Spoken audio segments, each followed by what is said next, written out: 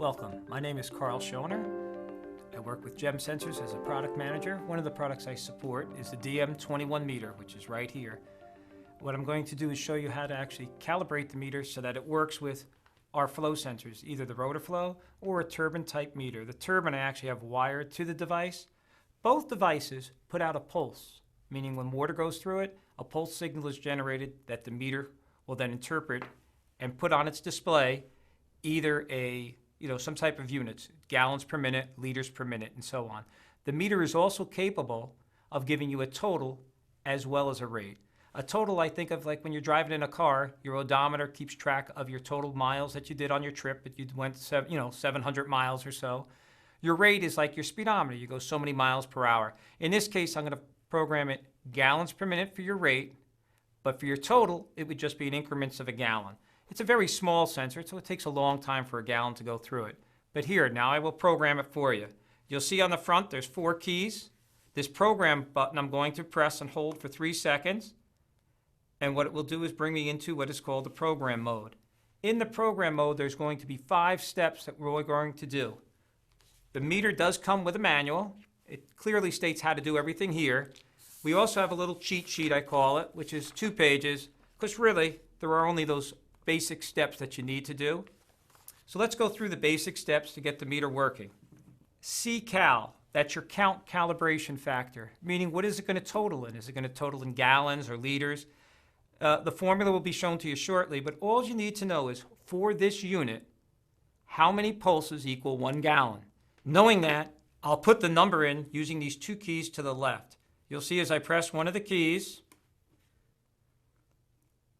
it will increment, and the number I wanted to put in is what is in here now is 0, and you use the other key to move you over to the next place where you want to increment your digit to whatever you need based on the formula, okay?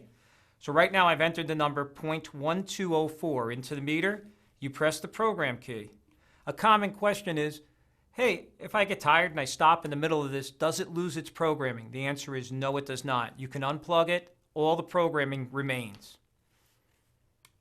That's your C-cal. Your decimal point is where you actually choose to put the decimal point when you actually view it. I've chosen 3, but again, you could choose different amounts of decimal points. You'll see where the decimal point is blinking. I've chosen 3. You could also choose 2 or a different one. You press your program key, it stores the value. The next thing you're going to press to is R-cal, your rate calibration decimal point. Most flow sensors put out a lot of pulses. You'll always want your decimal point way to the left just for putting in your calibration factor because it's a small number. Again, the math will be shown to you shortly. It's all based on just knowing the pulses that equal 1 gallon. The R-cal that you'll actually put into the unit, and you can scroll through it, as I say, with the program key. You saw me do it. This is the number I wanted. And again, if I did not want that number, I could choose any other number by just blinking. If I wanted that to be a 6, let's say, you just keep hitting this key and it increments down. Eventually it gets to 0 and then starts again. But I wanted that number, 0.7228. I'll press the program key. It stores it. The last is my decimal point for the rate value. For the rate, I'm going to make it 2 decimal places so we can see when we go out that the rate is in 2 decimal places and the total is with 3. The last thing we're going to do is the input. The input is what is the actual device that's going into this? Is it a syncing device or is it a sourcing device? Here you'll see the choices. It's a mag probe, a sourcing device, or a syncing. Again, a mag probe, sourcing device, or syncing. This is syncing. Whereas the rotor flow is actually a sourcing device. But here, I've programmed it in. Right now we're done. We can press our key. We'll hold the program key for 3 seconds, and what will happen is it goes back into what we call the run mode. In the run mode, it displays the rate, meaning how fast are you going. Right now there's nothing going through the sensor, so it's going 0. Another thing, as you press the program key, it tells you the count. How far did you go? Your odometer. How many gallons have gone through? Well, we haven't blown through it yet or haven't passed any liquid through. It's at 0. Next thing it also gives you is a high alarm value. It also gives you a low alarm value. The alarms could be Like in your car, I don't want to go over 70 miles an hour and I don't want to go under 60. It could actually give you alarms. If you're over 70, a light will go on. If you're under 60, a light would go on. You see the two alarm lights are on the far right-hand side. So right now, let's go back into the rate mode, which is the sensor, and then I'll blow through it just to simulate that the numbers will increase. Takes about a second, and then we'll go back to 0 when it sees no change. The next thing you have is the count mode, which is your total. Since I've blown through it, it accumulated a little bit of gallons. Again, it's a very small sensor. But as you blow in it, you'll notice this number only does one thing, just like in your car. It only increments.